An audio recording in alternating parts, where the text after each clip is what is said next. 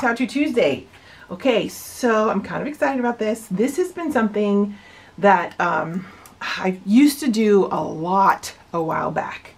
I haven't done it in a really long time, and then just the other day, like the idea popped in my head, and like realizing that I haven't done something like this for you guys yet. So I was super excited, and I kind of played with the idea. I used to do it with markers a lot, but I thought it would be fun to try it with watercolor. And I've done it with watercolor too, but usually my go-to would be markers. And then I thought, what if my nail colors? And then, because I love to use nail colors like crayons, because they build up, and as opposed to, like, you know, nail colors too are Caran d'Ache, and by Caran d'Ache, and they are water soluble. But I like to use them also as a crayon. Here, I'll just show you. As a crayon, just like a crayon, where you just build up layers and you don't activate with anything like a paint or a gesso or watercolor or water. So then I went, no, I think I just want to do it strict watercolor. So we're going to do it strict watercolor. And I'm excited. So thank you so much for being here. If you are enjoying How To Tuesdays, please like and subscribe and click that bell so that you get the personal notifications. I have an announcement. I will be moving all of my How To Tuesday videos strictly over to Patreon. By the end of June, June 30th, I will have all of my YouTube videos / How To Tuesday videos over on Patreon exclusively. So if you are really enjoying what you're seeing and would like to continue, over there, the bonus is you get real-time, fully instructed, and ad-free. So I would be honored if you would go check it out. Again, the deadline is June 30th. I will be moving everything that way, exclusively for Patreon. So if you're already an existing patron, thank you so much. You're in it to win it. And if you have been on the edge or didn't know about it, I have still over 100 videos just on YouTube itself. They're going to stay there. But anything after June 30th will be exclusive for my patrons. So I would love to see you there. I would be honored if you would join me and come check it out. I have several tier choices, and depending on what tier you pick is what you get in return. So for me, as content. So overall, you will have at least 4 weekly videos from me on Patreon. So at least it could be 4 to 5 hours of just content right there from the videos. So again, June 30th is the deadline, and anything after that, once I create, it will go exclusively to Patreon. Still, all the videos that I've created previously will stay on YouTube and for you guys to watch at your leisure and enjoy, and I won't be going anywhere, but those won't be going anywhere, I should say. But yeah, so I just want to let you guys know. I'll remind you every Tuesday, just so you guys have a heads up, because I know not everybody can do it right now. But yeah, I would love for you to come over and play with us there. Okay, so anyways, let's get to the supplies. I'm using Fabriano hot press watercolor paper, 140 pound, one of my faves, and I've taped it down with my Pro Artist tape. I get this on Amazon. This is the best stuff that I've found that doesn't, you know, nothing is 100%, sadly. I do, however, for peeling, for the most part, I would say 98% of the time, it does a great job peeling. You still have to heat it and take your time when you peel. But I have yet to find something that's like 100% foolproof. If you guys have something that has always worked for you, please put it in the comments and let me know. I know some people peel it off and then they'll stick it to like the fabric on their t-shirt or their leg or whatever to kind of lint it up a little bit so it doesn't rip. But I've done that, and sometimes it just still bleeds. And it still sometimes bleeds straight on too. However, I have discovered that if you leave it on for several hours or over a few days or overnight, it does get a little bit more persnickety, so you have to go really slow and diligent when you peel. So just a little tip there. I've also got, I'm not sure if I'm going to use them all, but these are my core. This is my core palette. This is what they look like. I mean, this is like a party right here. I'm so excited. So I love these colors. What of these colors? I'm thinking this one, potentially this one, and maybe this one. Maybe these guys right here, actually, which is quinacridone gold, the Perol orange, transparent Perol orange, this one, and then green gold, and then cobalt teal. Those 4 right there. And I've had these for years, you guys, several years now. I think at least 3 years. And I've only replaced in the palette here that's in the lid, I've only done it twice. Or once, like 2 times total. They last a very long time. Now, mind you, if you're a full-time watercolor artist, you're going to go through quicker. But the tubes, they're barely touched. Watercolor is amazing because it reactivates and it lasts forever. So those are those. And then I have my Daniel Smith which I love. This is my green gold and Daniel Smith. I love this color. And I love, what's this one? Oh, I love my, hang on. Indigo. Indigo is one of my all-time favorite colors. And the Quinacridone Gold. And then I also love, this is Naples Yellow. I use that one a lot for skin tones. And I also love the Sap Green Moon Glow. Moon Glow, you know, a lot of people love the Moon Glow. I like it, but I much prefer the Indigo. It's just so dang rich and dreamy. I just love it. I love it. And sometimes, I think this one's called Perylene Green. I think that's how you say it. Perylene Green and Phthalo Turquoise. You see I have like a color palette, right? I love the blues and greens. It's funny. I love the blues and greens, and I love the neutrals. Like, this is my all-time favorite palette. This is Complexion by Prima. Come on. I mean, ugh. And I use these. This is actually like a portrait palette, but I use them for everything. And you'll see that here. So I grabbed all these with the intention of using some of them, not all of them. Okay. And then I also have a ruler. Ooh, what's she gonna do with a ruler? And then I have a mechanical pencil. This one is Zebra Delgard. I don't know what size it is. 0.5. That one.